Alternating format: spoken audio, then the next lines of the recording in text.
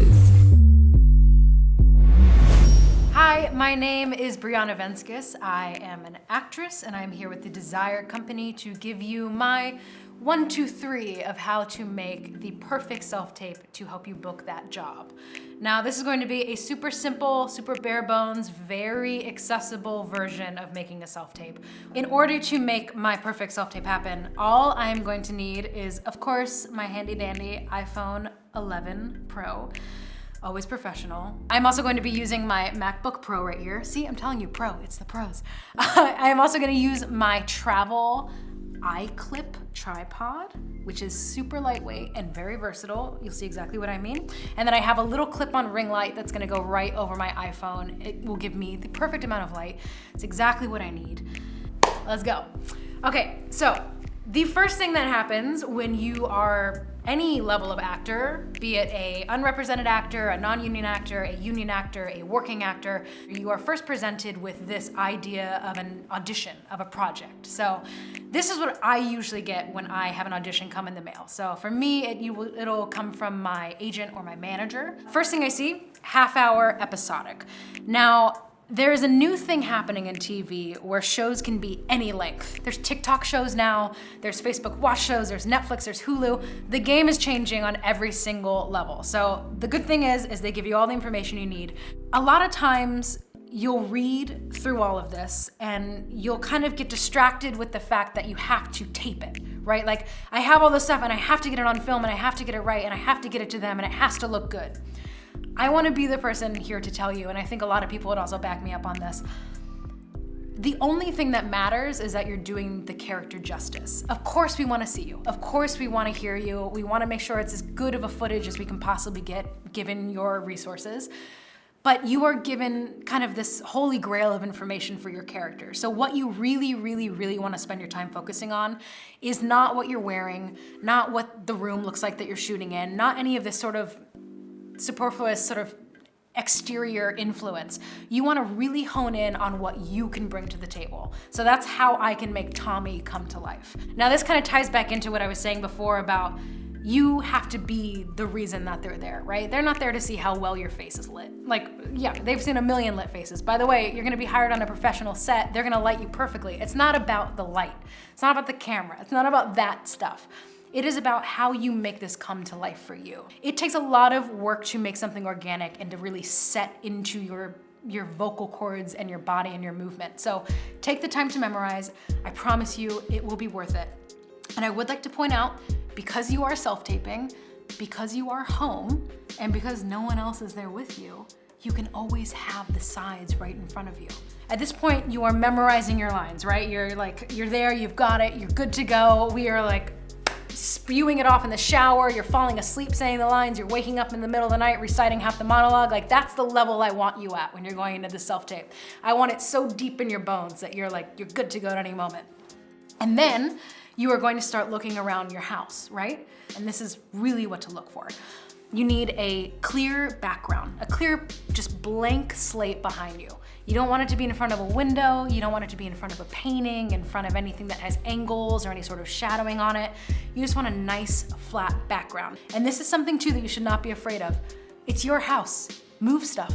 If something needs to move, move it. Just because a chair is there doesn't mean you need to do the monologue in your chair. If you need to create a corner for yourself that works for the scene, if you need to create an environment that works, move your shit out of the way and get it done. I promise you it'll pay off. So I'm gonna pick that little corner over there. A good thing also to notice is that it's next to a window, but I think that's gonna work to my benefit for lighting purposes. Now, I don't have a lot of light that I'm gonna be using in terms of like actual light setup, but I do have my perfect little ring light, which I showed you guys before. I'm gonna be using that to kind of give myself just a little extra pizzazz on the face so they can really see my eyes sparkle. That's what they all talk about. They all talk about the eye sparkle. So I'm gonna use that to kind of give myself a little bit more light. And in terms of the actual filming equipment, I'm just gonna use my phone. Now, this is something that is pretty debated among the YouTube, savants of self-taping. You see these people who have these elaborate setups and these big HDR cameras, and they have the microphone that's coming from the ceiling. It's this whole thing. You don't need it. I'm so happy for them that they have it. But if you are just trying to create a character and show it to someone else, you don't need all that. All you need is this, a little bit of this, and a little bit of this iPhone. So we're gonna set it up, we're going to do the monologue, and then we will come back and I will give you a little bit more about how to edit it. You know, I'd like to think that I'm not, you know, like that person anymore.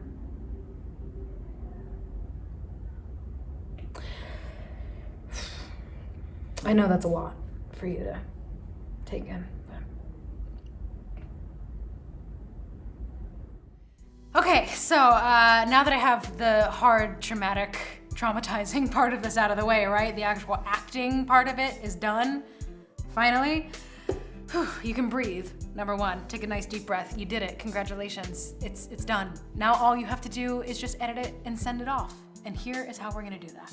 We are going to go into my favorite app on the MacBook Pro, which is my iMovie. So I'm gonna go right here to add a movie. And then you can see I've already airdropped my favorite thing. Again, so many favorites with Apple. I'm going to airdrop my actual movie of the audition to my computer here, which I have right here. I'm gonna drag and drop it. How easy is that? I have my little clip here in my iMovie. And I'm gonna use this little tag right here. As you can see, when it's super small, it looks super condensed and it's kind of hard to tell what's going on and who said what when. So I'm gonna just open it up a little bit, give myself a little bit more room to play with. And as you can see, I'm gonna drag my mouse across the screen here and you'll just kind of get a bit of the idea of like, okay, there was one take, there's that right there. All right, and then I readjusted it. I got into the second take. So, my favorite thing about iMovie is not only can you just properly edit in terms of time, you can also crop and make the picture quality better without really having to do anything in person while you're filming. So I'm gonna grab the front of this and I'm going to pull it in to find the beginning of the second take. Found the beginning, finally. So normally when I do this, I will try and separate the takes, but if I'm really feeling it and if I'm like in a good place, I did the first take and I kind of felt good about it, but I didn't feel great. This is going to happen to you a lot when you're doing self-tapes. You're gonna get one out of the chamber and you're gonna be like, I don't know if that was it.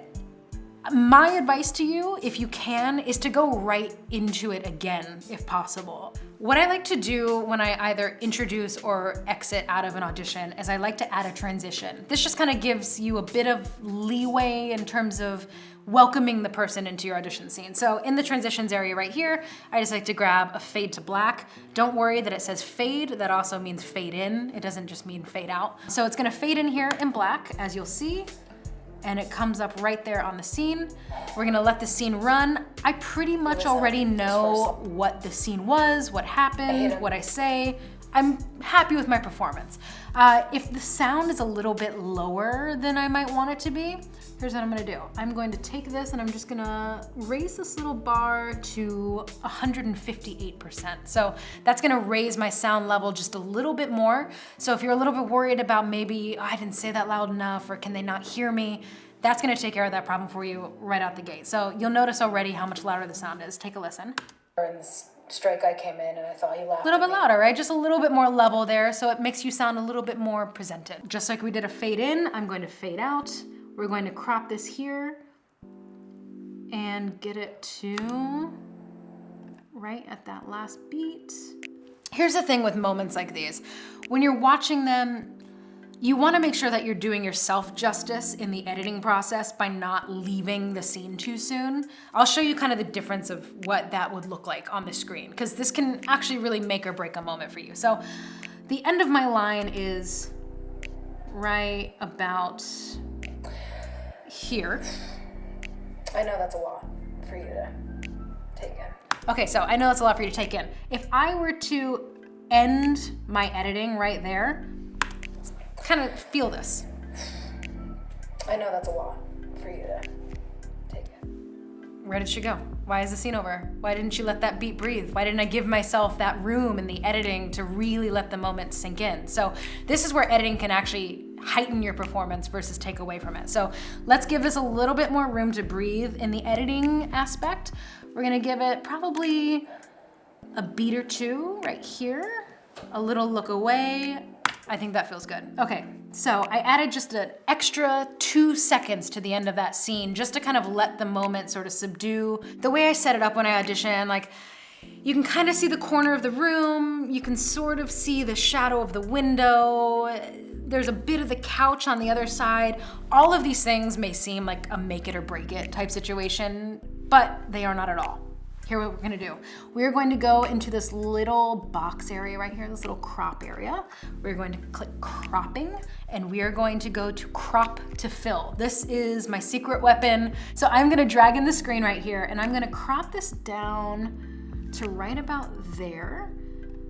Usually when you do an audition, you want it to sort of hit you right here around the chest area. That gives you just enough room to really move in the space, but also close enough to your face to really see the scene happen for you. So that looks good right there. That just brings it in a little bit. My eyes look poppin' thanks to that little clip light. So you can kind of adjust your picture here by doing a little bit more saturation if that's what you're looking for. You can also do a little bit darker. The shadows are kind of popping out in that one. It's a little moody, or I can kind of brighten it up and get a bit of the shadow off the wall behind me. There's all sorts of stuff to play with here. That kind of looks nice and even, you'll see. The crucial thing here is that you don't want to totally manipulate your image in the editing process.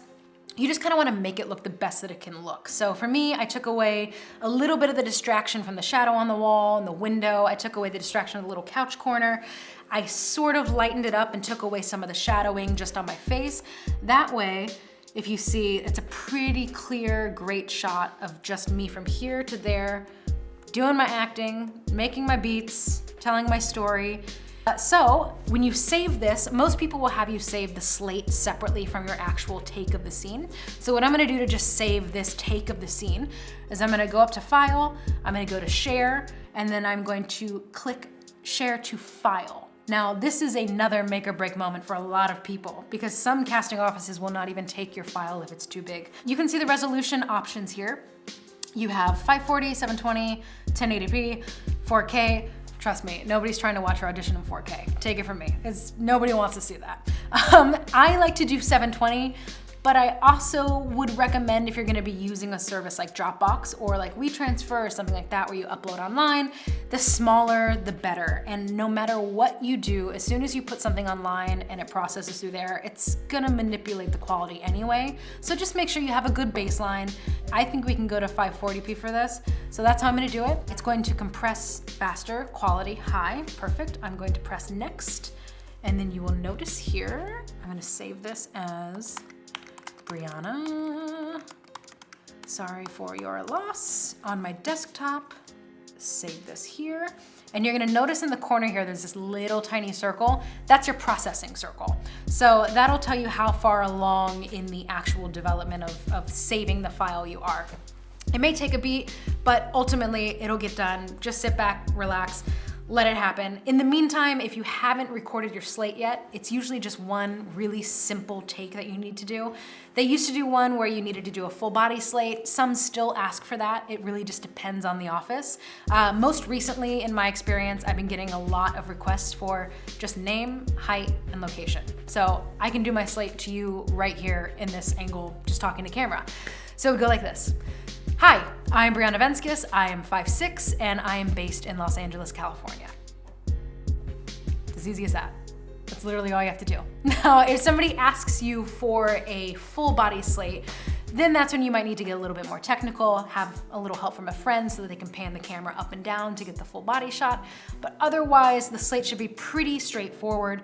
And a lot of times with the slate, I like to let a little bit more of my personality show, especially if the character I'm portraying is so vastly different than me. So I like to think of the slate as my chance to really let myself show, especially in a character like this that's kind of a bit troubled. If I'm not so like worn down by the world and really heavy, I think it's a great time to let a smile out, kind of just like let your sparkle show a bit. Depending on what the casting director wants, it will either be at the beginning or the end of the audition or a completely separate clip.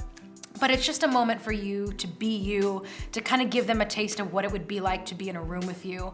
And oh, it looks like we are almost done here processing. You'll see here in the corner, the share is successful. That is always the little tag you are looking for.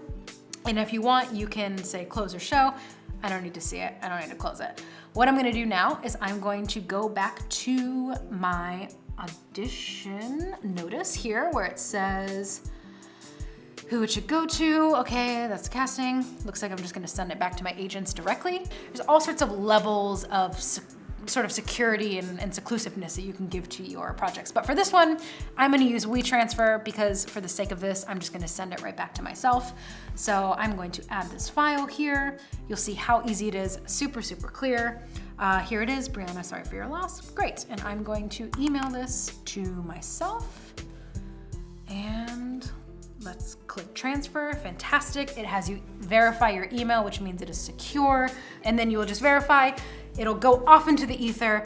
It'll land into your agent's inbox or your inbox or whoever's inbox it needs to go to. They will download your beautifully crafted, perfectly sized self-tape. They will watch it, they will enjoy the character you've made, and you will rock their world. Now the important thing to remember, we went over a lot of technical stuff.